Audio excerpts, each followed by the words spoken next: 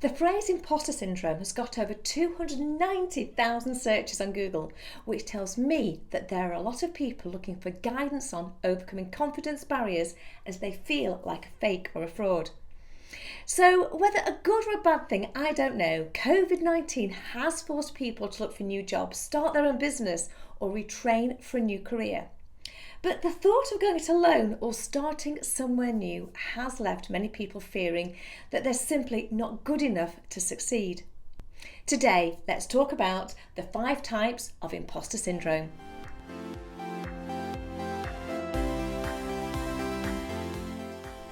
If you're new to my channel, I'm Sue Blackhurst, and I just might have the answer to those relationship and behaviour questions that you have about yourself and the people around you.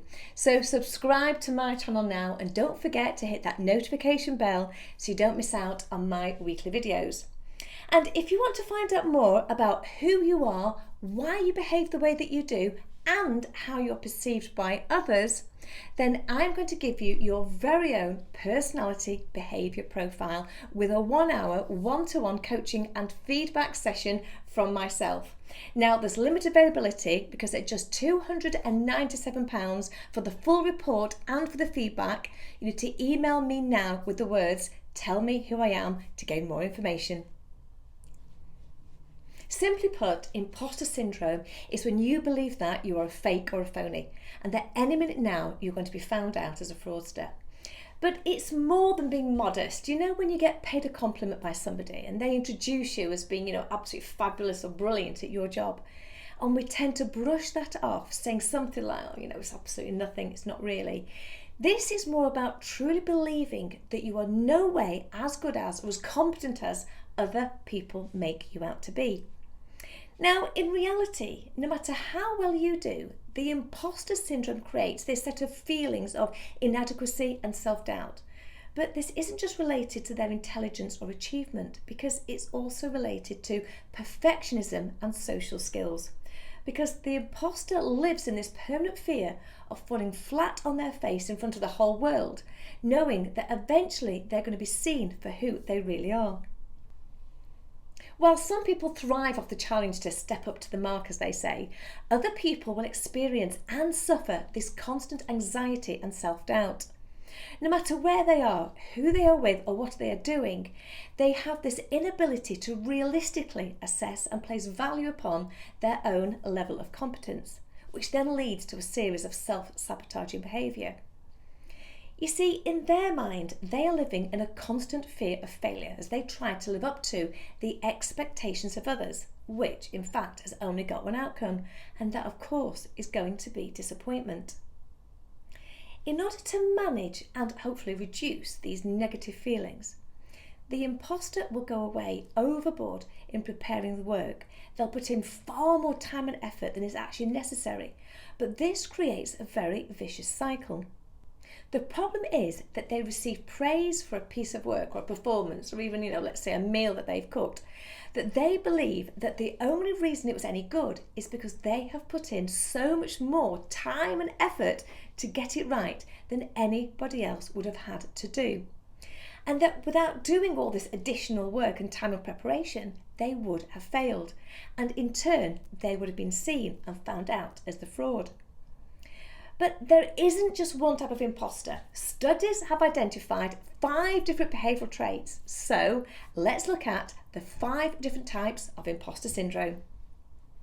The perfectionists. The perfectionists, I can't even say it, are never satisfied with what they do because no matter how much effort they put in their eyes, it's never going to be good enough. Whatever they've created or produced, instead of looking at the areas that are actually perfect, the imposter only sees the flaws and mistakes, and that just increases the pressure and anxiety to find ways to do better in the future. So whether they realise it or not, and I can fall into this section, the perfectionists can be control freaks because they're feeling like if they want something to be done right, they have to do it themselves, which is neither productive or healthy. If you're not sure if the perfectionist applies to you, ask yourself the following questions. Have you ever been accused of being a micromanager? Do you struggle to delegate and get frustrated when you have to? Do you lose sleep when you don't achieve incredibly high targets and then tell yourself that you aren't up to the job?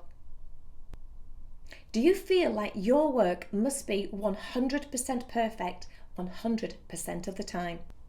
The superhuman.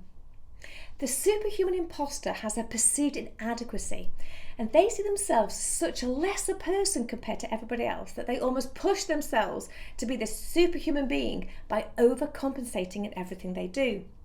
This belief that they need to do bigger and better to compensate for their failings means that they end up continually pushing themselves to work as hard as they possibly can. The danger, however, lies when the superhuman becomes addicted to the validation that comes from the working and not from the actual work itself. Not sure if the superhuman applies to you? Ask yourself the following questions. Are you the last one to leave the office? Even when you have finished your own work, do you end up staying later than your team? Do you need to fill all your time with work and find free time completely wasteful? Do you sacrifice hobbies for work?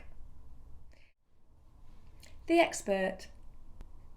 The expert measures their competence based on what and how much they know or can do, because they feel that they always need to have and know the answers, because to them, not knowing the answer to something exposes them as being either inexperienced or unknowledgeable. These imposters are never satisfied with their level of knowledge, ability and understanding, so they are forever trying to learn and know more, as they underestimate how much they actually already know. The expert imposter may have multiple degrees and qualifications because they continually try to validate their own level of expertise. Not sure if the expert applies to you? Ask yourself the following questions. Do you shy away from applying to job postings unless you meet every single educational requirement? Are you constantly seeking out training opportunities and further qualifications because you think you need to improve your skills in order to succeed? Do you feel like you still don't know enough no matter how skilled or qualified you are at your job? The natural genius. The natural genius judges their competence based upon ease and speed as opposed to their actual efforts. Basically, they think that everything should be easy and they should instinctively know how to do everything. So they set themselves really high goals and then they judge themselves based on the ability to get things right the first time. So when they're not able to do something quickly or fluently, the alarm bells sound, causing further anxiety. Are you used to excelling without much effort? Do you have a track record of getting the top grades without putting in too much work? Do you often avoid doing challenges that you're not great at as they make you feel less worthy? The soloist. The soloist tends to be very individualistic and gains their self-worth from their own productivity. You see, they see the need to ask for help as a weakness or incompetence, so they are going to reject any assistance from others in order to prove their own self-worth and preferring to work alone. Do you firmly believe that you need to accomplish things on your own? When faced with tasks, is your first response, I don't need anyone's help? If you recognise yourself in any of these profiles and you feel that your achievements in life are down to chance, charm, connections or any other external factor, then you are not alone. Because studies suggest that 70% of people struggle with confidence and experience imposter syndrome at some point in their lives. You might have come from a family that valued achievement as a priority, or had parents who flipped back and forth between offering praise and being critical.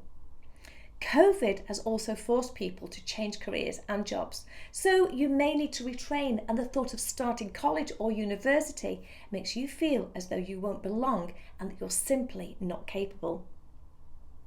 So to get past imposter syndrome, you need to look at everything that you have accomplished in your life and be very grateful. Try instead to turn that feeling into one of gratitude and remind yourself that you are worthy of recognition, respect and love, and that you don't need to be perfect to gain the approval of anybody else. Don't forget to gain your personalised personality behaviour report. Email me with the words, "Tell me who I am," for more information. Thank you so much again, and if you haven't already subscribed, how rude, why not? Do it now. Don't forget to like, comment and share this video. Do take care, and I will see you all next time.